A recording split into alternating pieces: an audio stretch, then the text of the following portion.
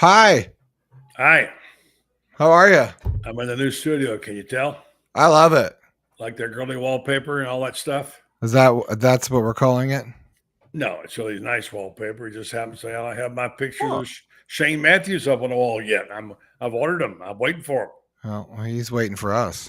Maybe we go get him and talk to him on the Buddy Martin Show. Meldon Law Monday, by the way, in case you didn't know, it always is. Glad to be with you tonight. Shane is going to be on. Our friend Rob Browne is getting like our regular cast member from SEC Sidelines, the show that you do. It's my broadcast partner. And Franz Beard, the golden one, will be on too. Let's just Iron Duke. The Iron Duke. And the Iron Duke. And by the way, softball going on, all that happening. I know Shane's watching it. Tim Walton's his buddy. Let's get after it. Let's go get the quarterback and talk to him. Let's get it on. Time again for Buddy Martin. Call him up and tell him what you're thinking. But be kind because he's doing the best he can. Better, stronger, faster. Mama says that alligators are ornery because they got all them teeth but no toothbrush. Hey, what if the voice calls while you're gone? Take a message. Bye. You ready, champ? I'm ready for this my whole life. I'm incapable of small talk. But that's why you love me, right? Kind of intimidating to be in the presence of so many great athletes.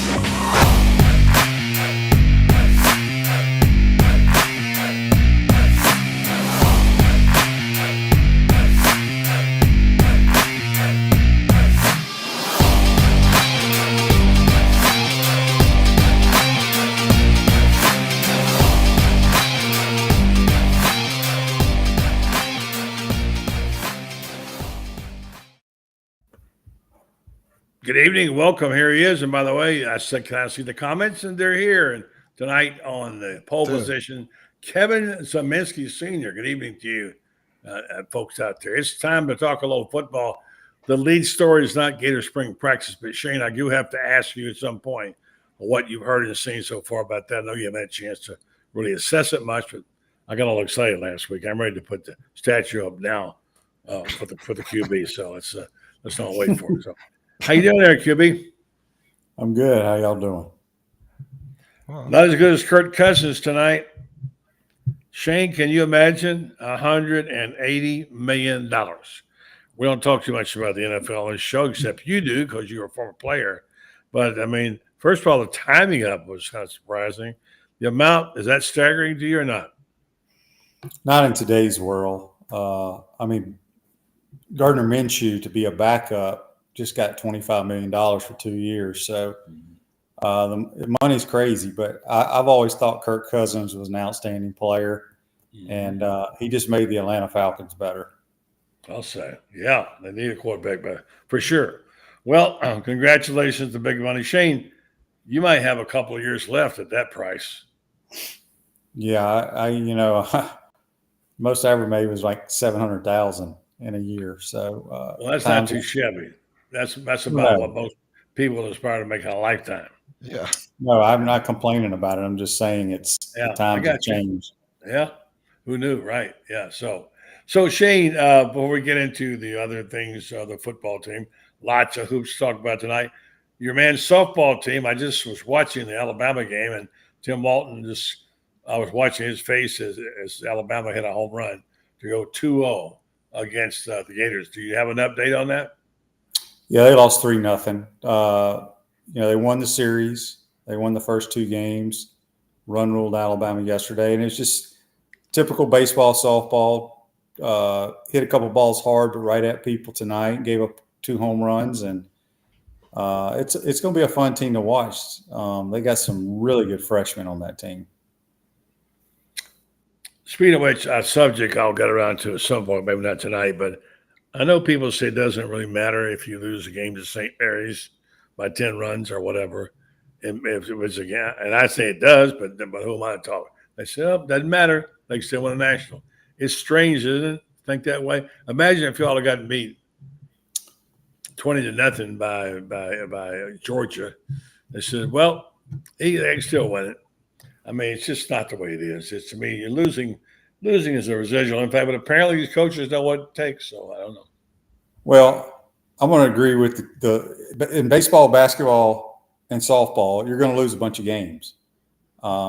Gators lost a bunch last year and went on and played for a national title. I don't think they're a long ways away from playing for a national title due to pitching this year. But, buddy, nobody goes undefeated in baseball or basketball ever.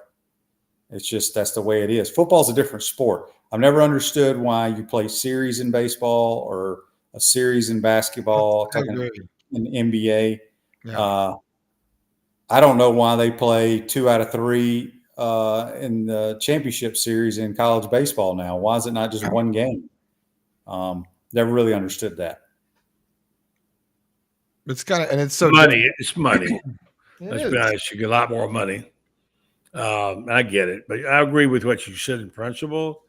But they know they're going to have sellout crowds for all 3 games if they play them, and it's about money, right? Yeah, but that's just a sport that's always done it. Baseball and basketball has always had series, except for the NCAA tournament, which is cranking up next week, thank goodness. But pro basketball, it's best 4 out of 7, and Gators. Yeah, I mean St. Mary's. A lot of people think they're a pretty good team. I don't know anything about them. Yeah. Everything is going to determine is how you play in SEC play. No. Just doesn't sound good that we got run ruled by St. Mary's or whatever. We didn't get run ruled by St. Mary's. I said it would not sound good to hear them say we got run ruled. Well, Lord, no, that would not sound good if you got run ruled by anybody. Mm-hmm. Never. But I mean, we run ruled Alabama, and they're number 10 in America yesterday. That was harsh. So it happens. Yeah. All right, so let's shift over to basketball. I must be in the minority on this one. But I am really hacked off what I saw in the basketball game. Well, they shouldn't have lost, as Franz points out. We'll have Franz later. And Brendan, I'm sure you talked to Franz about this. They should have lost that game. That was the game they should have won. But Vandy kept bringing it to him. Wouldn't die. Got to give him a lot of credit. But they didn't. Florida played well in that game and then got down to the end and couldn't hang on. But the play that galled me wasn't just the no call, the phantom call on Samuels. Do you see that? I usually don't get into I don't either. Referees or what have you. It was a terrible call. Yeah, terrible no call. And then I mean, you want to win the game, but it's basketball. We've lost multiple times over the years at Vanderbilt. I thought it was the worst game we've played all year, quite honestly. Coming off senior night, just blasted Alabama. Didn't play great. Todd Golden basically said that in his post-game press conference. But that game, it matters on your record, but it would have had no bearing on the SEC tournament, and it has no bearing on your seeding in the NCAA tournament. No. All right. Well, here's what bothered me. I don't ever criticize officials. You know that. But I didn't like that phantom call once I saw the replay. But beyond that, here's the thing that bothered me. 4 seconds in the game, no timeouts. Florida's down by 1, has the basketball in its own half the court. They're going to run a play. And by the way, his plays were working all night long. I'll say that. Is that Todd Golden has some really out-of-bounds plays. As they get ready to throw the ball in, Jerry Stackhouse runs on the floor, and they stop play. And now Benny has seen what Florida's doing. The officials didn't. Florida had no timeouts left. Should have been a technical foul for him going on the floor, and so they got to look at it and they stopped the inbounds play. Now that galls me. That's awful. Yeah, I mean, like I said, the good thing about it is Gator basketball is a good basketball team, buddy, and they're in the NCAA tournament. If that game had cost us or we were on the bubble or whatever, I could understand all that. But it's over with and done. We need to I love where we sit in the SEC tournament. Not that that even matters, but we get the winner of Missouri, Georgia, and if we win that, we play Alabama, which I think we're a better team than Alabama. I don't think they can handle our size. No, I agree. So, you're the 6th seed. A couple games go your way, you got to bye. But I still think this team is going to go deep in the NCAA tournament. Wow. Well, that's not my point. My point is not necessarily whether it's good or bad for the Gators. My point is I'm ticked off at something that was wrong, that it's something that should not have been allowed, and a coach should never allow to decide the outcome of a game like that. And it was an awful no call. On top of the other call, you can make a wrong call, but you can't tell me Stackhouse didn't purposely know. If he went on the court, he'd get the clock stopped. Buddy, have you sent a letter to Greg Sankey? I will. You should. Yeah, I sent my letter right now. I'm sending it right now. At this moment. Crafting it right now. So Chat GPT. I guess maybe he doesn't. Maybe I'm the only guy who cares about this stuff. Maybe nobody cares. No, as long as we win, everything's great. Whatever. Gators should have won the game. They didn't win the game. Not officiating, Shane. Well, whatever Stackhouse did, I got you, but it's over with. There's nothing we can do about it. So no, Shane, you can't live like that. I mean, wow, we had a world war, but it's over, and who cares, right? Come on, man. Like I said, this is patriotic. If we were a bubble team, then we could all raise hell about it. No reason to raise hell about it right now. But send your email to Greg Sankey at SEC. Don't worry. He'll hear plenty about it, I'm sure, from Todd Golden. Todd Golden will give me a letter, I guarantee you. And he should. It's shameful. It shouldn't be allowed. And I'm sure, I bet he'll be fined for it. He should be. You think? Anyway, yeah, I do think he could. He should be affecting the outcome of a game like that. So, anyhow, yeah. All right. So I think we got to do a spot I think here. you should. I think you should probably. You should email him. I think we could probably get his email for you. Well, first of all, let's see if anybody agrees. Maybe nobody agrees with me. I don't care whether they do or not. I know wrong when I see wrong, and that was wrong. Van Der says the shame is the refs looked at it and then the call no. I mean, he means yeah, you're right on the play. You're right. Thank you, Van Der. You're becoming one of my favorite. And he's sucking up to my guy. Points. My guy, Van. You know what I say to all that? I say this is what Sankey thinks right here. He goes, "Oh, I don't know, buddy." No, he's talking about the other. He's talking about another. Yeah. Yeah. There you go. Okay. He's talking about Van Der's talking about the no call. Well, that's when they looked at, I guess, right? I'm not that fast. I'm not sure if videos. Clarify yourself, man. Okay, here's Robert. Shane is one of those guys like me who doesn't stress over Florida athletics. Oh, okay, Robert. I don't want to hear you say anything critical the rest of the time on this show. You are in trouble, sir. Robert, you have been known to be. You are. Don't give me that. I'm out for you. Shane stresses. He just doesn't handle it the same way. Nothing stress, I don't think. His heart rate. I get upset when we lose or whatever, but I also realize in basketball and baseball and softball, you're going to lose a bunch of games. No. Well, I don't think the fans feel that way. I could be wrong, but I'm thinking if nobody cares, fine. I care. All right. There's a strategy too. I mean, look, this could be a really, this could be it's so controversial. It probably fired everybody up, and a good coaching is going to take this opportunity and turn it into good. And Todd Golden is a good coach, and I think he's a very good coach. I'll say this: I was at the UF golf course yesterday, and Walter Clayton Jr. and other walk-on golfers were out there playing golf, so they obviously ain't stressing about it. No. Well, I'm not saying it's not their job to stress about that. It's the job of the people, the keepers of the flame, who care about the game and what's good and much bad. It's theirs. So I think it's very, very important to who does care anymore about anything, huh? Who cares? I mean, I care. I care about you. Mm-hmm. Shane a little bit. No, Shane's he's you ever hear that guy, the Midnight Rider? That's Shane. The Midnight Rider. That's you like that, Shane? Can we go? Not going to catch the Midnight Rider. He's gone to Pascagoula. The Midnight Rider. All right, let me tell you what I do care about, and I want to make sure you got my man here. We don't have our spot here. Supposed to talk to him tomorrow. Who? Meldon Law. They do so many good things. They support the University of Florida, pay money, have a terrific Facebook page. If you're not going to Meldon Law Facebook, you're missing out on all kind of goodies. Really? He's always giving away things. He's having special nights. And not only is he a devout Gator fan, but he is also puts his money where his mouth is. So does a great job. By the way, he also practices law. This is Meldon Law Monday. Time to remind you that you might want a review of your case. If you have a case with another lawyer that's not moving and you're not happy with it, call up Meldon Law. You can find the number pretty easily and tell him I want to talk to a lawyer. As he says, when you go there, when you go to a Meldon Law, they don't throw you off on some jackleg third string guy from somewhere else. You get to see a Meldon if you wish to. And I know because I've gone and I've done some legal things there. So I just want to tell you about your opportunity. If you want to do that, they don't back down. You're right.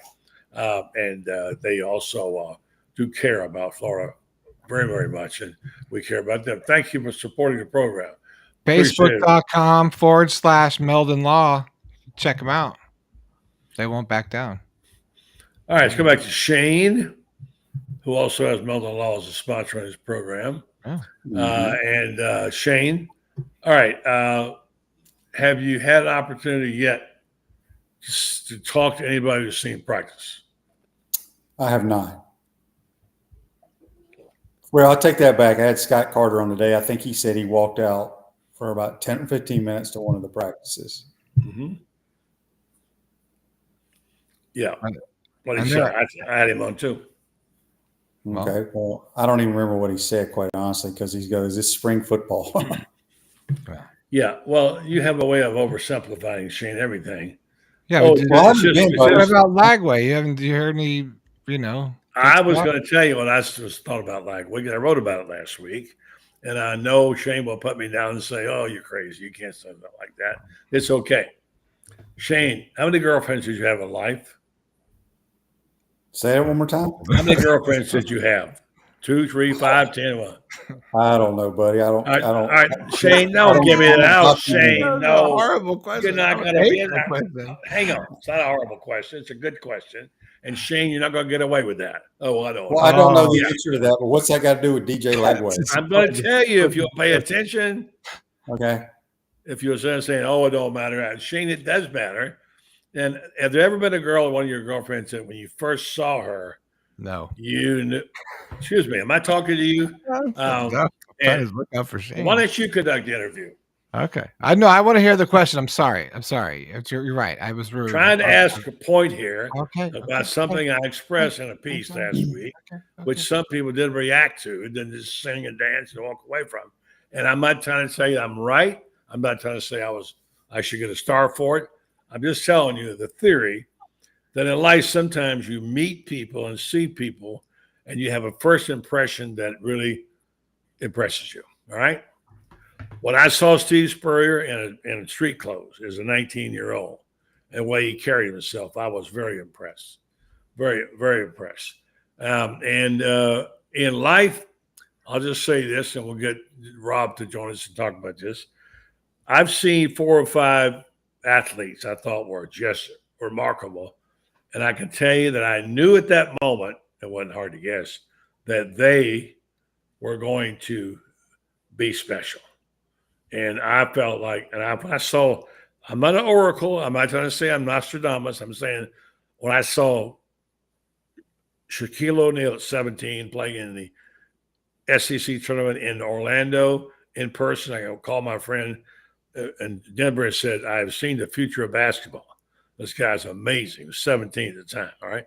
I saw Tiger Woods hit a ball off number 1 at the Riviera when he was 16.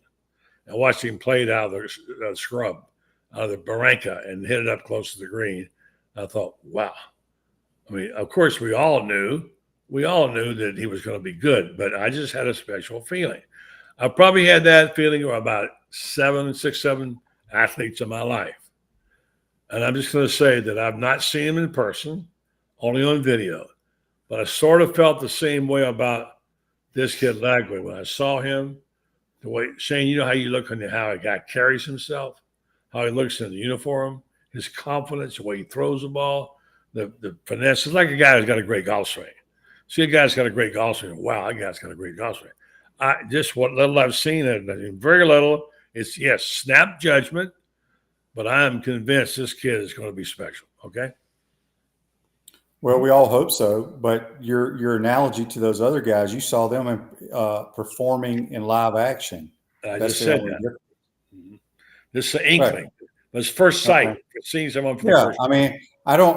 He's won a lot of accolades, and we're all hoping that he turns out to be the player that we think he's going to be. But time will only tell. We'll see. I've not seen him in person, so I can't really comment on it. Nor have I. This is not about that. It's not about that. But I've seen a lot of good guys that could throw the football. Mm-hmm. Is that what you think he is?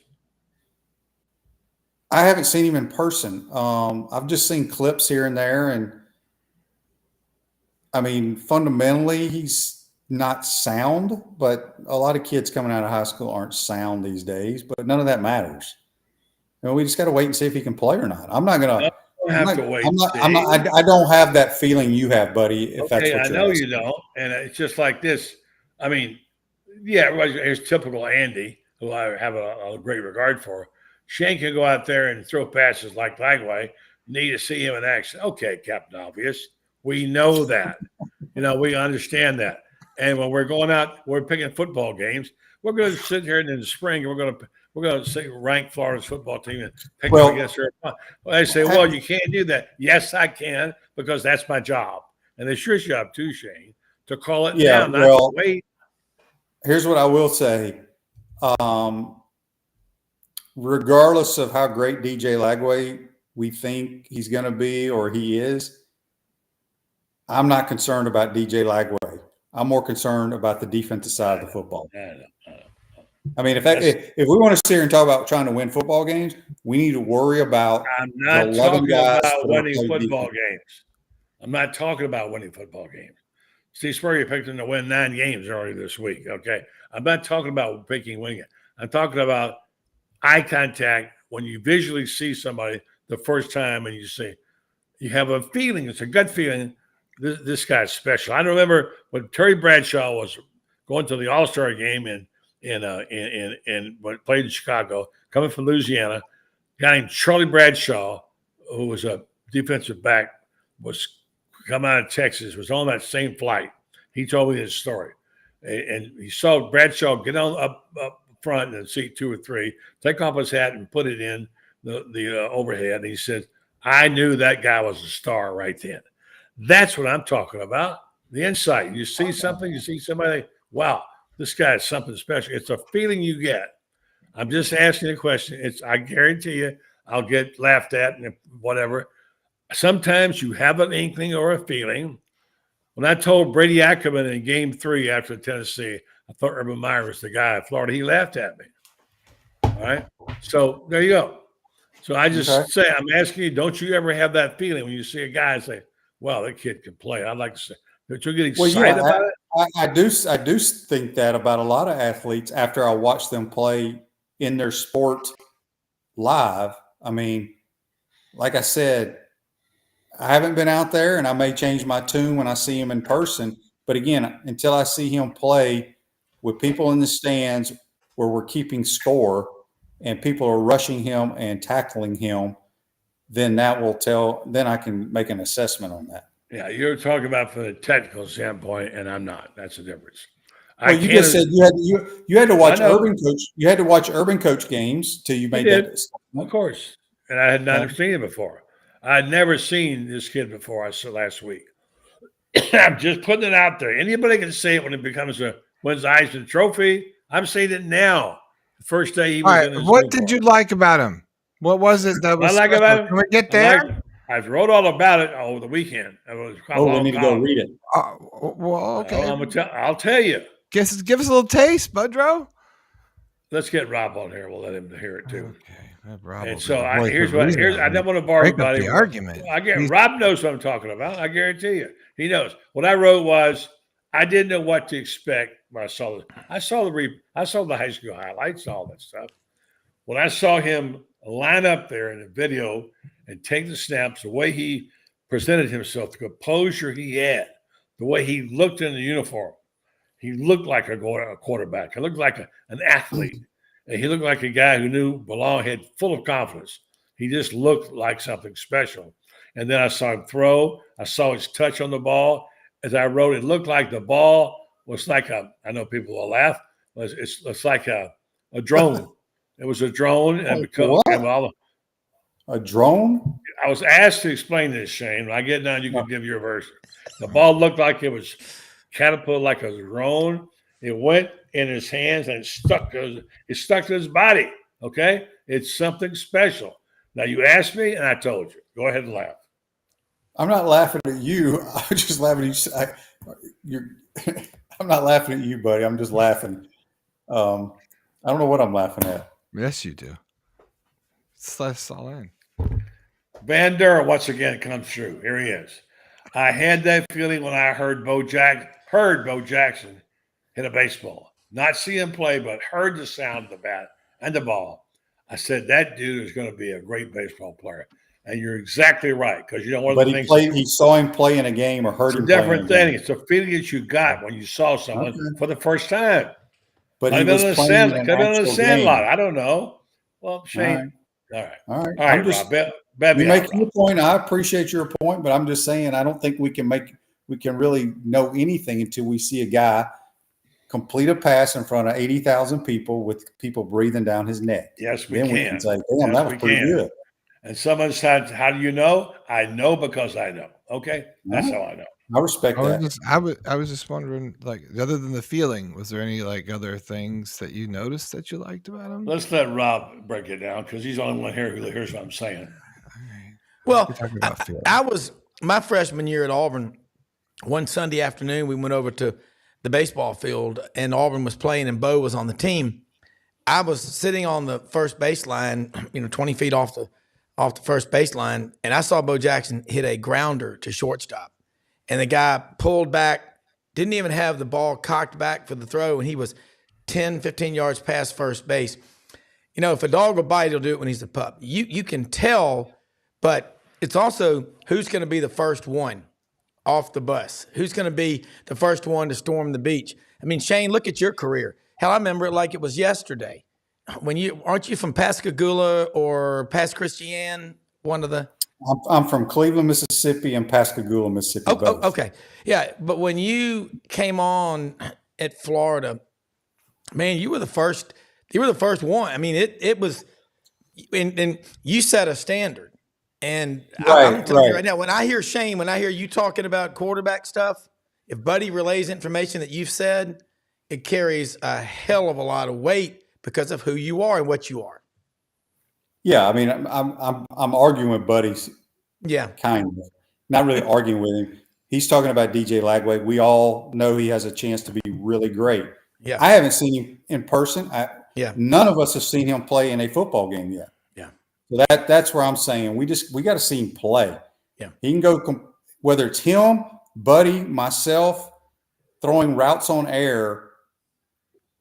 I said to somebody on my show the other day, I could go throw routes on air right now for 40 minutes, and I will complete every ball at 53 years old. They may drop them, and that'd be their fault. But I will give me 10 minutes to warm up, and I will complete the entire route tree. Yeah. Okay. Well. Yeah. No, I mean, you've got. I hope Buddy is correct, and I'm not down on this kid at all. I mean, he's highly acclaimed, and he could be the next coming, and we hope so. But I'm more concerned about us tackling and rushing the passer. Different subject, Shane. Different subject. I know, but that's what's going to help us win games. I know. It's like me saying to you, how about the defensive coordinator? You say, well, I care more about the punting. It's not the same subject. And let me just say if we were good on defense, I wouldn't care about the defense. Okay, but here's Tim Blackbird's comment. It's a good comment. Did Spurrier first see something in Shane in practice or in the game? And let me tell you, Rob, you're wrong. It was not a big splash for Shane. Okay? Mm-hmm. The guy, if you want to get down to it, and I'm sure this is controversial, but the guy who saw something right away in him was John Reeves. And he believed in his ability. Well, wait a minute. Yeah. Now, he gave you your shot on the scout team. You know that, and you told me that. Now, Coach Spurrier saw him and coached him and brought him along. But Shane didn't come out there with blazing fastball and set the world on fire. No, So I was not highly acclaimed or any of that stuff. You wouldn't have picked him out of a band. I mean, I was buried on the depth chart. We all know all that, but no, we DJ don't. was not. Rob didn't Just, know that. I knew it. I remember. What number on the depth chart, Rob? It depended on which day of the week. It may be 5th string, or if it was on a Wednesday, it may be 6th string. It went back and forth from 5th and 6th. But 6th string. I saw him. I was there. I wrote about it. So anyway, I love Shane. He's my guy. He knows a lot about the position. But I'm trying to tell you that every now and then you see something. You saw Bo Jackson, whatever. Of course, everybody could recognize Bo Jackson. I know anybody could probably recognize DJ Lagway. But I was struck by it in a way that I normally would not be. And I thought, well, why not? If you're struck by something, say it. Come out and say, I really like what I saw. And people say, well, you can't judge that. You don't ever say, yes, I can. I do this for a living. I can do it. And I'm telling you, what I saw is something really special. I can't predict you'll win a Heisman Trophy because you might get hurt. But I just saw something that I thought was really, I talked to Coach Spurrier about it today. Anyway, just the thing. That's what I wanted to say, and I didn't mean to dominate the show. It's your show, buddy. Oh, that's right. It's the Buddy Martin show. I forgot that. All right. So, Shane, give me a little encouragement here on what you think. Your head coach picked the Gators to win 9 games this year. Well, I don't have the schedule in front of me, but I do think the Gators will be favored in the first 5 games of the season. Mm-hmm. And I think they should win those 5 games. And then you never know what's going to happen week to week in the Southeastern Conference.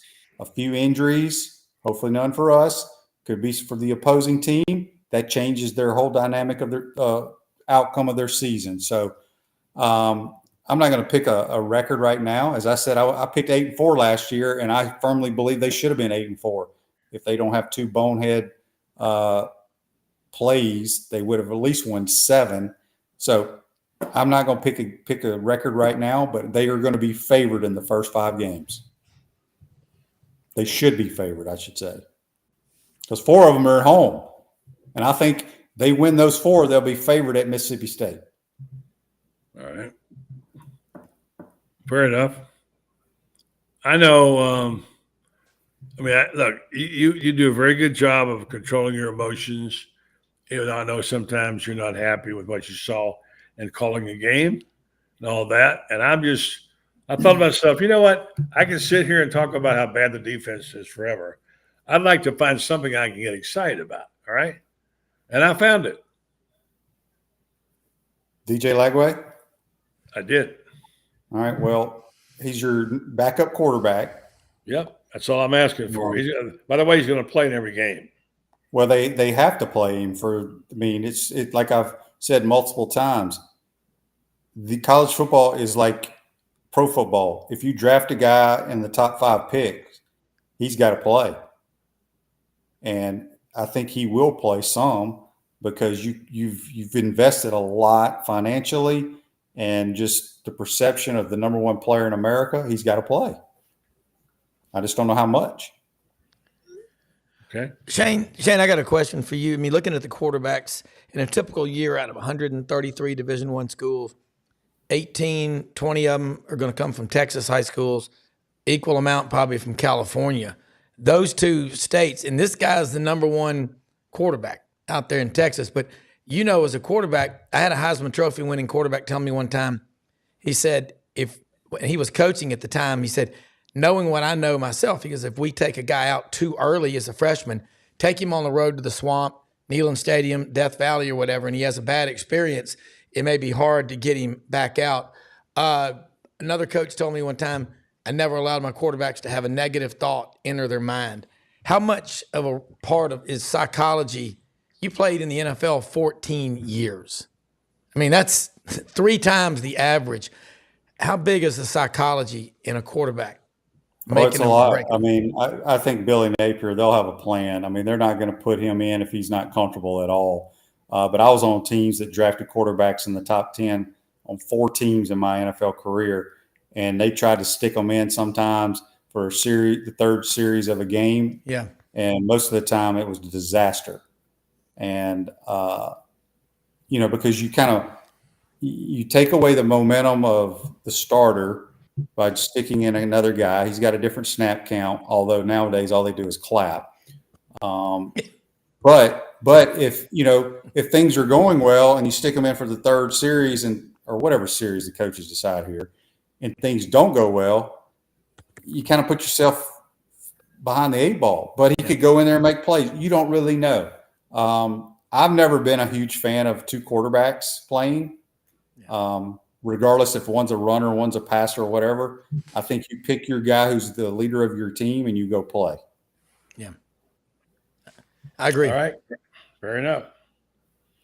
Shane, who you got on the show tomorrow?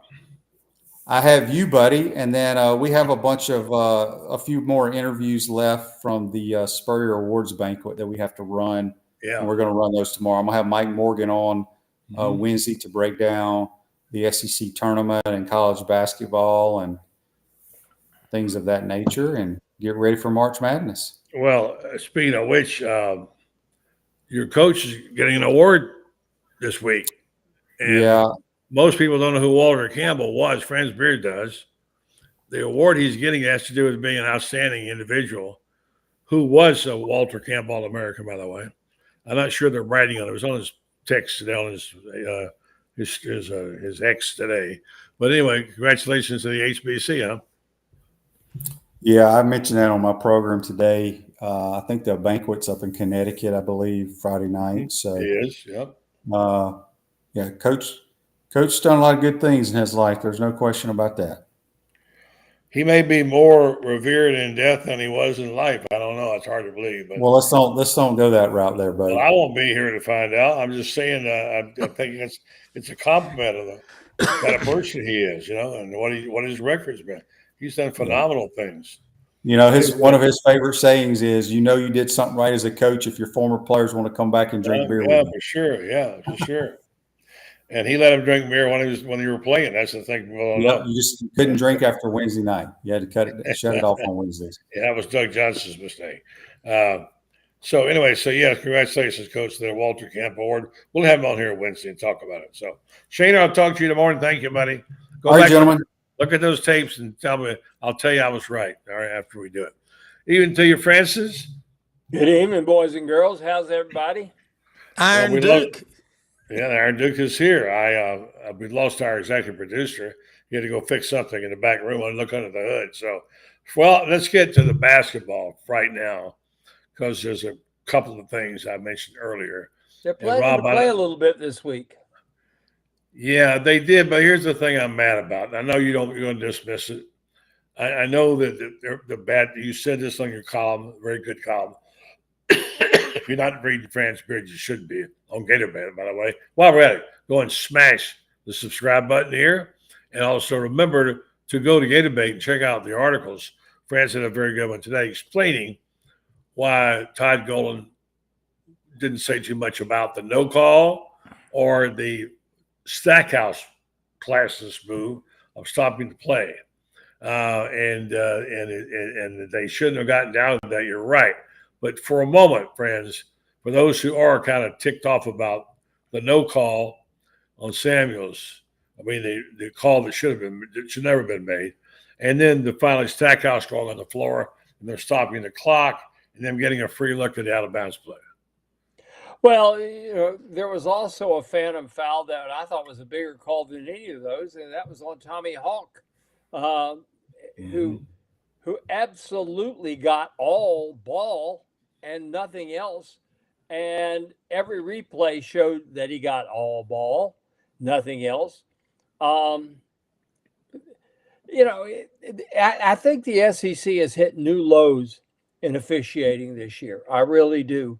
And and I'm not just talking about watching Florida games. I'm talking about, I watched this debacle between Auburn and Alabama, in which I think 86 free throws were shot in that game, And of those 86 free throws, one zebra in particular was the one who tooted the whistle that 51 of the free throws were. How can you do that? You get whistle happy officials. I'll go back to something Ted Valentine said. I said it this morning on Rob's show. Ted Valentine will tell you right up front, this is the way the game is going to be called. Watch it in the first 5 minutes. This is how I will be calling it in the next 35 minutes. It's not going to change. It's up to you to adjust, not me. I'm not going to adjust to you. You adjust to me. Every coach in America will tell you that's fair. That's what I want. What we've got are officials who think the rule book is on a yo-yo, you know. It's good down here, but it's not good up here. It's good over there. It's not good over there. You know, Joe Lindsay is one of the absolute worst officials I have ever encountered. I've been saying that for 20 years, and I know a whole bunch of I don't know a single coach who thinks he's a good official. What does that tell you, buddy? I mean, you know how I've been around this game, and I know the coaches well. They know me fairly well too, because I've been to Peach Jam and all these AAU events where they go, and they're quite candid about it. Every coach I know just about will tell you, give me Doug Sermons, give me Doug Shows, give me Ted Valentine, because I may not like the way they're calling the game, but it'll be the same at both ends of the court, and it'll be the same beginning to end. And that's all they ask for, is just be consistent. Don't call a touch foul on. Don't call it a touch foul on this end, and then it requires a body bag on the other to get a call. Okay, fair enough. All right, you guys think this over. I'm gonna get back. We'll talk about it. I'll tell you about Titan MRI. Let's go old school. Rob, I know you know this. We mentioned Spurrier, who was, I think, a Walter Camp All-American in '66. And he's getting an award this week for, I don't have the exact name of it. It's about for being the kind of person he's been in the game, contributing to the game all these years. Since then, he's going to be in Connecticut, as Shane said, be up there. So let's go old school. Remember the days? You don't remember, Rob, you heard about him. Franz, I remember when Walter Camp's All-American was a big deal, right? Oh, it still is. Yeah. All right, let's do this. Let me tell you about another big deal, TitanMRI.com. Florida's new premier independent diagnostic testing facility for MRIs. Excited to let you know that Titan MRI is now open and serving the Gator games on North Central Florida area, focused on you, the patient, having a great customer service experience. I know most people live a busy life, regular business hours, but they also are available by appointment for evenings and weekends. How about that? Or to meet your special scheduling. By the way, you also can make a one-day appointment, and you get up there and have it done that day. And then if you don't have insurance, no problem.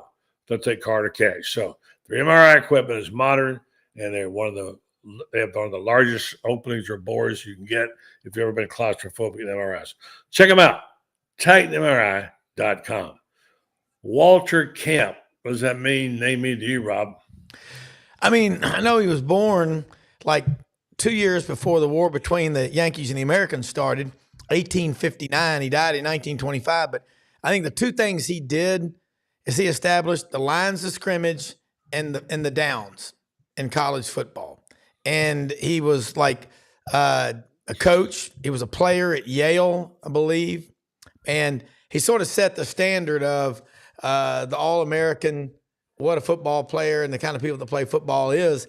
I mean, I think it's still a huge deal to be a Walter Camp All-American.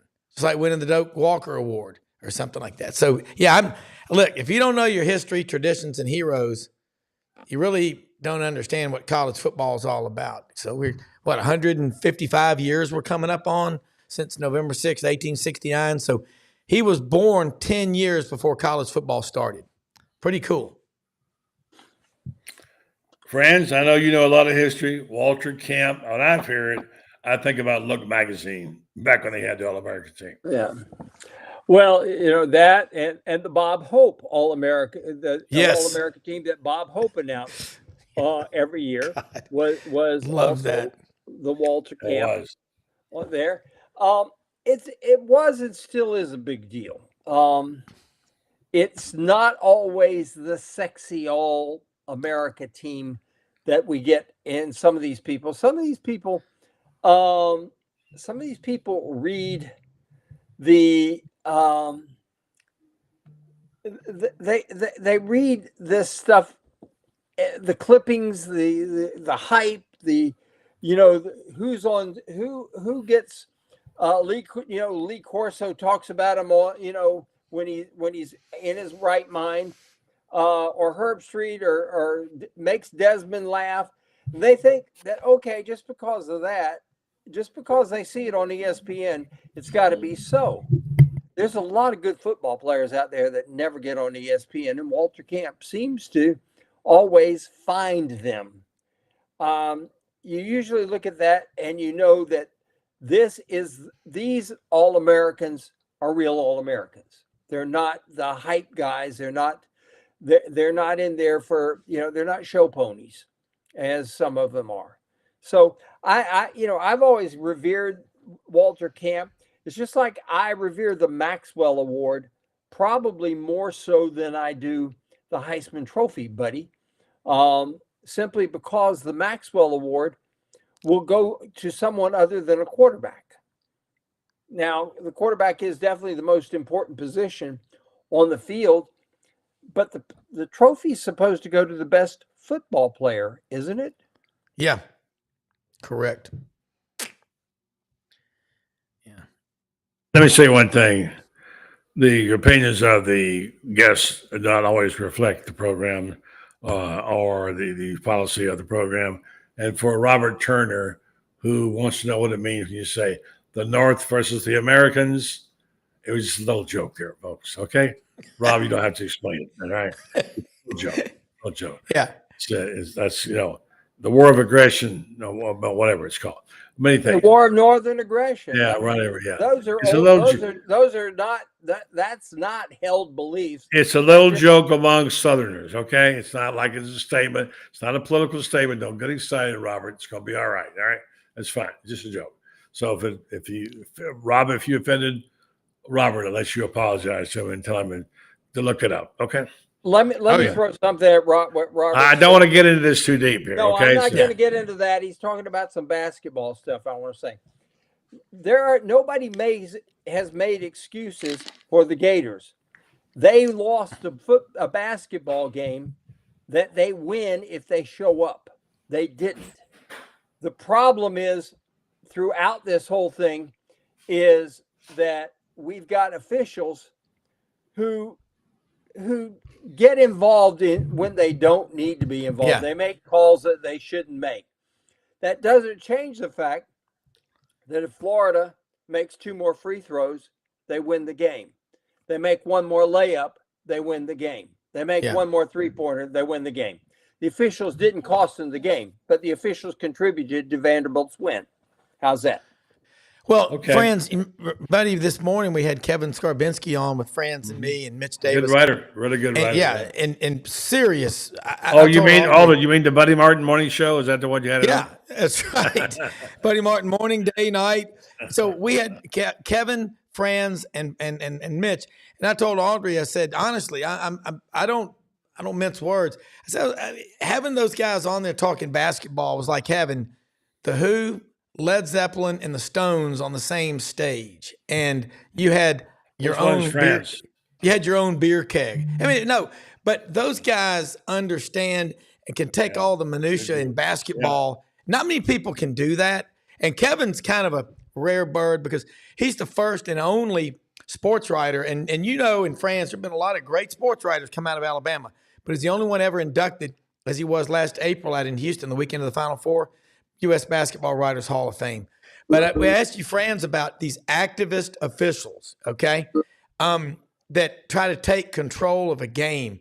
Buddy, you know it. It's frustrating But man, what an awesome time of year this is. This is Samford. Samford just did it. The Bulldogs, Bucky McMillan, Bucky Ball.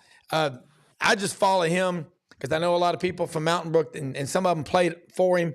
But keep your eyes on Bucky McMillan, the coach at Samford. They just won the SoCon. But Franz, you're right about these officials.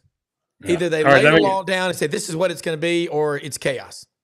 All right, I hate to jump in here, but I got a couple things I got to say. Robert's not offended about what you said, just so you know, Rob.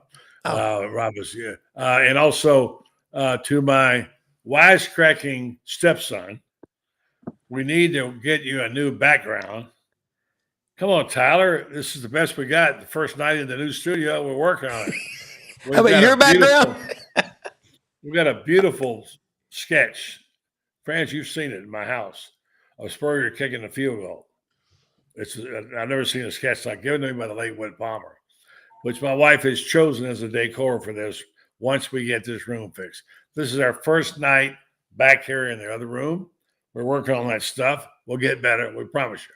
So the other room or the upper room? Either. Well, since he's a preacher, it could be the upper room. Okay. So it's all right. So anyway, so that's that. All right. So but I don't want this program to end, though, without talking about – I didn't see it. The HBZ was talking about this one when I called him. The end of the women's game became a bit of a riot, friends. So hold it off just 1 second, if you would. And let me tell folks – well, go ahead. You want to tell it now? Go ahead. What happened to LSU and the South Carolina? There was a deliberate foul at midcourt. To stop a breakaway layup. And the girl grabbed, Flau'jae Johnson grabbed the girl around the waist to prevent that. The game's starting to get out of hand. And the last thing you want to do, you take your chances with 2 free throws instead of a layup. The girl from South Carolina took offense. You can see when she comes by, she mumbled something, and so Flau'jae just bumps her with her elbow, just to let her know that okay, I heard what you said. To this, the Cardoso kid, who is the biggest girl, maybe on the planet, huge women. We're talking about huge women here. Yes, indeed. She's about 6'8", and if there's a bar fight, you want her on your side. And she came in. Next thing you know, she comes in and she shoves Flau'jae Johnson. I mean, a hard shove. And next thing you know, both benches empty. Now, also coming out of the court are 2 or 3 fans. I don't know whether they're LSU fans or South Carolina fans, in that the game's in Greenville, and it was a South Carolina home game for all practical purposes. I'm guessing they were South Carolina fans. And I hate to say that because I love South Carolina. I always have. Back to when Dan Reeves was the quarterback during Steve Spurrier's sophomore year and for homecoming for the South Carolina Gamecocks. Don't know if you knew that, buddy. Well, I knew it because he had a safety called against him. Yes, I know. I reminded him many times when I covered the Broncos. At any rate, this thing could have escalated. Very, very good stuff out of this. Watching 3 policemen jump down and really infuse themselves into the situation prevented it from being a riot. It could have been. This could have been one of the nastiest things we've ever seen in women's basketball. Really? It was bad as it is. It was bad as it is, but trust me, despite all that, let's get one thing out of the way. It detracted from an absolutely magnificent basketball game between 2 great teams. The 2 teams that I would guess are going to play for the national championship. They're that good, both of them, and it wouldn't surprise me at all. So it took away from there.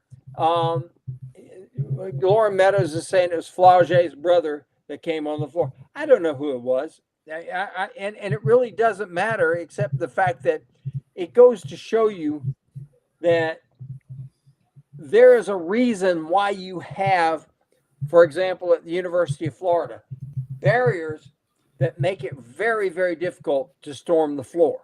You know, the students are basically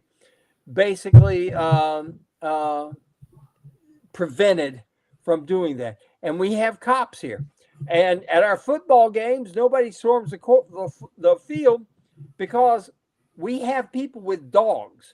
And I mean, these dogs, and they bring out these dogs that look like they haven't eaten in about 7 weeks and are just waiting for somebody to run on the field so they can eat a leg. And we don't have that issue here. We really don't have that issue here. But I give credit to the 3 or 4 policemen who stepped in and diffused the situation. They injected themselves into it.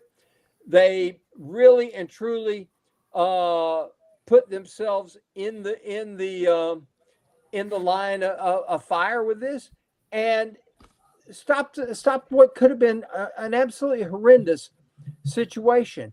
You know, I've seen too much of this stuff, and I don't know where it comes from. But buddy, I'm going to throw back to something. Do you remember Urban Meyer's first senior day? And out comes one of our players who is from, let's see, where is it? Up in, gosh, I'm trying to think of his name now. I'll remember it in a second. One of our linebackers is from the Jacksonville area, comes out on the field, and the FSU people who have no business doing anything they run out on the field, and some of their people during our senior day come over there and really start throwing insults and crap like that. We could have had a riot then. We really could have had a riot then. I think back to that and how close this could be, and how close situations we've had when I don't know. I remember a situation not long ago when a college kid gets his helmet and starts bashing another one. It's very volatile out there for sure. You're right, Franz, and good report there. Let me let Rob jump in here. Then I want to bring up some of that. Michael Burton did some good work on bringing up. Tell us what this Walter Camp Distinguished American Award is for his getting. Rob, you go ahead. Yeah, well, along the line of what Franz is saying, I'll tell you where this behavior comes from, because my kids aren't that far removed. I've got 4 of them, 2 boys and 2 girls.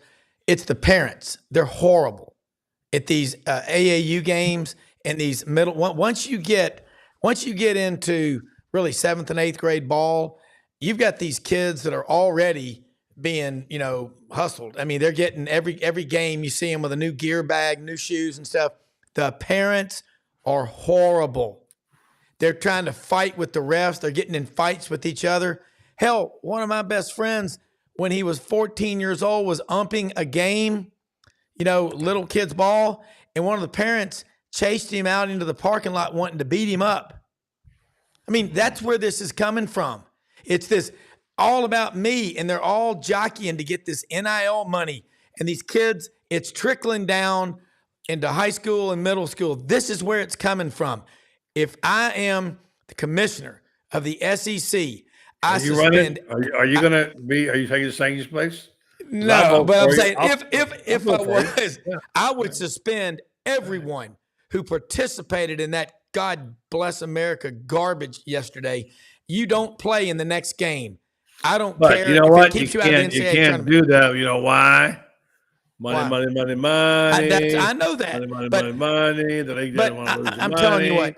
Your honor is dearer than your life. You've got to establish rules, nip it in the bud, because that was just garbage. And Franz is right. You could have had a riot there, and Disgusting. I heard you both. I want to get this in. What Michael Burton Get off of said my lawn. about a great American, okay? And this is, we talked about Spurrier, and Michael Burton points out this award Spurrier is getting in up at near Yale, and he told me what his flight patterns were into Westchester, out someplace else anyway. So it's presented each year to an individual who has utilized his or her talents to attain great success in business, private life, or public service, who may have accomplished that which no other. That's Spurrier right there, isn't it, guys? That's pretty good deal, right? Yeah. Distinguished American Award. Congratulations, Steve. That's wonderful. Congratulations to Jerry also, by the way, for keeping you in line. All right. All right, guys, hang on. I'm gonna get your final thoughts. I'm gonna tell you about Renstar, our friends over there are so gracious to grace us every week, every year. They've sponsored us for the last 6 years. Know about clinical trials because they're important. They exist to get newer therapies into the public very safely. And clinical trials would not exist without what? The volunteers, that's you. And Renstar Medical Research has these clinical trials regularly on a variety of things, from dementia to fibromyalgia to many other things common to our community. And they're looking for people to participate. And in some of these, somebody gets the real pill, somebody gets the other pill, and you never know which one's going to be. But they want you to participate in this. And you can do this and might get some of the studies there, but the medications that people don't get, procedures. If you do it at no cost to you, the insurance, no Medicare or whatever, it's up with information that goes into all their data, which they ship off to these wonderful companies that do research to find better health for us. So if you want to be a part of this, go to renstar.net, volunteer. You can get, in some cases, you get compensated for your time and travel, and they also help the community. Renstar Medical Research, seeking tomorrow's answers for the health questions. Todd McCullough, buddy. It was Todd McCullough. That's who it was, from McClenny. Okay. And that was also the ball game when a wide receiver who participated in that, who had come down to Florida and FSU, came up to Urban Meyer after the game and apologized to him and transferred out of FSU, went to UTEP instead. I remember that well. So, well, speaking of McClenny and Rob, I know this boards you and others. When you say that name, that town, it has a special significance to me and also to Franz, because one of the great players that Tommy Shannon, who played with Spurrier, says to this day that this guy is still the greatest Gator football player he ever saw. Who can name him from McClenny? I saw him as a high school player. I couldn't believe Florida wasn't recruiting him. I saw him go 65, 68, and 70 yards on runs. The second one, he got knocked out. Came back 2 plays later and ran another one. Imagine protocol today. A guy getting up and going. Larry Dupree was one of my 5 or 6 favorite Gator players of all time. May he rest in peace. And you got to know him a little later. But that's what I think about McClenny. I think about McClenny and about Baker County High School and the great Larry Dupree. Yep. Larry Dupree, for those who are listening who don't know, his child was stillborn. Georgia the day before the Florida-Georgia game. He wasn't going to play, and this makes me emotional. The highway patrolman who always accompanied the Gators was his father-in-law. And his father-in-law said, "You got to play." He said, I got to be here with my wife. He said, "No." He said, "You got to play." He said, "You got to play because all your grief, you got to take it out on something or somebody. And it might as well be Georgia." He drove him at 100 miles an hour from Gainesville to the Gator Bowl. He got dressed in a uniform. He just so happened to have the uniform with him. He got dressed in the uniform in the back seat of the cruiser. They pulled up into the Gator Bowl. He got out on the field, no warm up, goes out there, runs for 120 something yards, I believe it is, and 2 touchdowns, and Florida beats Georgia. Every single player who played with him that day says the single most courageous guy they've ever seen. I wrote that story for the Jacksonville Journal the next year, and I was working with our friend Jack Harson, may God rest his soul. And I wrote this 120-inch story on this, and they had a guy who was head of the news editor, and Jack walked up and said, "Did you see that story on there? Buddy wrote on Larry Dupree and his baby?" And the guy said, "Yeah, but Jack, 120 inches for crying out loud on Dupree's baby?" Yeah, that's how it was. Rob, I'm sure you got a couple of those. Wait, 120 inches? That was a long column. Oh, that was a page almost, half a page. Yeah. But I mean, I think that story, is incredible. I'm going to throw this out. What is the Heisman Trophy anymore? We don't know what it is, but why not? And I'm saying this because I'm one of these people. I don't care who the guy plays for. I respect greatness. Why not have a Steve Spurrier Award for the best player on and off the field? They actually have one now. Why not? Why not do it for the whole country? That's true, but they have one now you may not know about. It's the best first-year coach. And they have it at Spurrier's restaurant every year. Chris Storing sponsored it. And this year's winner was, Franz? I'm sorry, I got distracted here. The coach from Liberty. Yeah. Yeah. Signiago? No. Liberty. Jamie Chadwell. Jamie Chadwell used to be at Coastal Carolina. I got distracted. He won it this year. So but that's a good idea too. The point is, I think this is what you do later in life. Like, so why we have the Scott Brantley Trophy. Franz, you and I participate in the Ocala Quarterback Club every year. To pick a kid. We don't do it. The coaches do it. But not just his football ability. He's still probably the greatest high school football player that Franz or I ever saw. Scott Brantley. Would you say, Franz? Yeah. If you called making every tackle in the game. he had the only game they lost his last 2 years. Mm-hmm. They lost 7-0 to Leesburg. I happened to be covering that ball game. And Scott Brantley had 31 unassisted tackles in that game. Yeah. He was an absolute monster. And you look at what he did, 357 tackles in his Florida career, and he only played 3 years. But Franz, he didn't play a senior year. His brother and both. But here's the thing. It's not even about football. This award is football, yes. They pick a group of 3 or 4 kids in the 4-county area. They pick on academics, faith, character, community, and football all together. You can't just have one. So you could maybe not be the best football player in the area, but if you hit those marks, then you win the Scott Brantley. I think this is our 5th year of it, and I'm really proud of this award. I'm proud for Scott because it represents the kind of person he was and is. And what a great football player. All right, guys, we're going overtime. Got to get out of here. Look, tomorrow, Rob, on sidelines, what you got? Anything good? I'm going to start off with Chris Lee, the Southeastern 14 out of Nashville. Yancey Porter, Rebel Yell Hotline. Rodney Orr, Tider Insider. Talk a lot of college basketball, spring practice, SEC. You can never talk too much about it, but hell, thanks for having me on your show. I love this. I'm learning more stuff every time I'm on here. I did not know that story that Franz just told. Tell that on the Sidelines morning show next time. That's a story everybody needs to know about. Those are the stories. Probably be tomorrow morning on Franz. He'll be up and doing your show tomorrow. I want that story. People need to know that story. Larry